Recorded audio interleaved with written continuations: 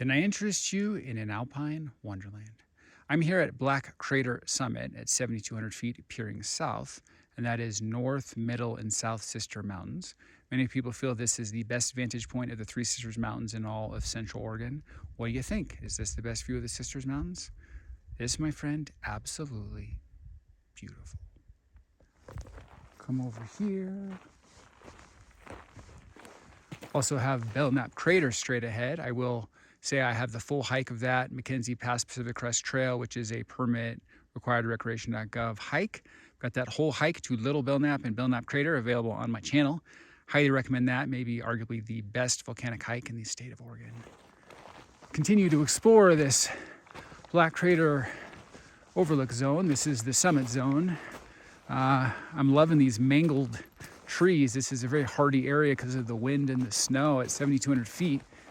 So the whole area's got a mangled quality to it, which I appreciate. Quintessential Three Sisters Wilderness.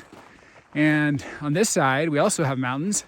The mountains behind me, Three Sisters, are maybe the stars of the show, but don't get it twisted. We got mountains in every direction. We are at a proper lookout of 7,200 feet. So we have Mount Jefferson straight ahead. That is Three Finger Jack.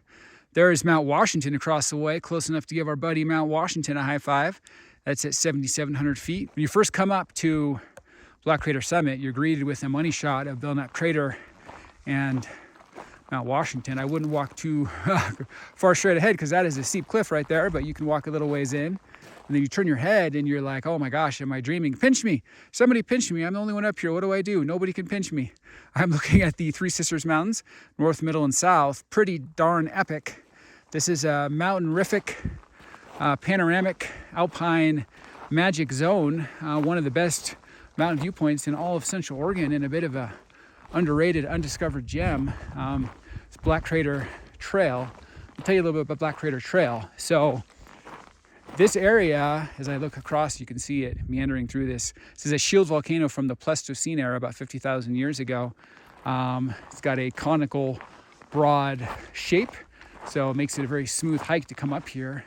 So we gawk at North and Middle Sisters. South is over there. Oh man.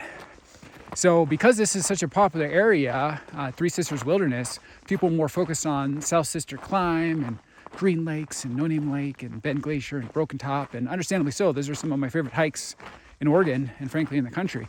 So I understand why people are focused on those, but this hike ends up falling about halfway down the list of premium hikes in Three Sisters Wilderness because of that. It gets overlooked. But I think that's a little bit of a tragedy. I will say axiomatically, even a middle tier hike in a premium area is better than most hikes in other areas. Most areas, this would be the number one hike. It just so happens to have an embarrassment of riches around it, so it gets lost in the shuffle. But I think this is the perfect, as I stop and look at Mount Jefferson, Three Finger Jack, it's the perfect contrarian play early July, like the week of 4th of July. That's when the snow melts. Because it's a burnout area ascension, there's no mosquitoes. So normally June, July, it's a hurry up and wait phenomenon where you're worried about mosquitoes. So you want to get your hike on, but you're terrified of having to run through hordes of micro vampires. Well, that is not a problem here at Black Crater because it's a burnout zone. You ascend up 2,300 feet, a burnout zone. There are no mosquitoes. So this is a contrarian mosquito play. You can do this arguably the first week of July, depending on the snow melt. It's going to fluctuate each year a little bit. And I did not see a single mosquito, and I've done the whole hike. I'm on my way back down. So let me stop and get one more look at the Sisters. That is North and Middle. This is epic, my friend. So you can come and do this first week of July, have no mosquitoes. It's a bit of a warm-up, get your wilderness adventuring on first week of July hike. 2,300 feet, about 7.2 miles, somewhere in that range. The trail sign when you get there says 4 miles one way, 8 miles, but I think that's a little high. So highly recommend slotting this in first half of July as kind of your warm-up introduction to wilderness adventuring for the year hike. And it's a contrarian mosquito play. You don't have to worry about mosquitoes up here. You get really a premium money shot panorama of like 9 or 10 mountains in every direction. All the usual suspects of our alpine horrific, mountain rama horrific Central Oregon. So this is a wonderland zone, my friend. Really worth coming up here to do this. I mean, look at how beautiful this is. Even just these areas, like I'm blown away by this trail. I mean, let alone, hello there, Mount Washington. Hello there, Three Finger Jack. Hello, Mount Jefferson. And obviously the mountain views. Oh, hello there, Sisters. Obviously the mountain views are like legit legend, like blow you away views, really bucket list once in a lifetime views. Some people never see mountain views this good their entire life. I mean, these are world-class mountain views, so don't get that twisted like some of these mangled trees. But beyond that, the hike itself, the trail is actually really high quality. I would recommend pick a clear day because you're going to want good long panoramic mountain views. Pick the coolest day in a week because it is a lot of burnout direct exposure, so factor that in mind. Like today, it's a low 44, high of 66. That's perfect. I got here essentially a little after sunrise. Got here about 6:45. Sunrise was at 5:30. Getting here at 6:30, 6:45 is about perfect because as you're ascending, the sun is just coming over the horizon and it lights up the endless alpine meadows of flowers, and it really kind of gives you a light show as you're hiking up.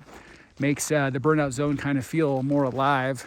And I'm a fan of burnout zones. I know some people don't like them, but I actually really appreciate it. Ecologically diverse burnout zone, all sorts of different types of trees and whole area kind of brimming with life, different color flowers, different tree species. So burnout zones to me are premium, but if you come right in the morning, you have the cooler part of the day, you're ascending, you're not, 70, 80 degree weather. And then you also get the laser light show of the sun on the alpine meadow flowers. So it's a perfect alignment. Get up here. I was the first one in the parking lot. I'm the only one here. I've not seen a single soul. So I was able to basically do the entire ascension, having a private secluded hike as if I booked this for myself, private viewing experience. And now I've gone to the summit. I'm starting to go down. I still haven't seen a single soul. So this was like a dream solo hike. Many people feel this is actually the best vantage point of the Three Sisters Mountains in all of Central Oregon. What do you think? Is this the best view? Let me know in the comments below. This, my friend, absolutely spectacular.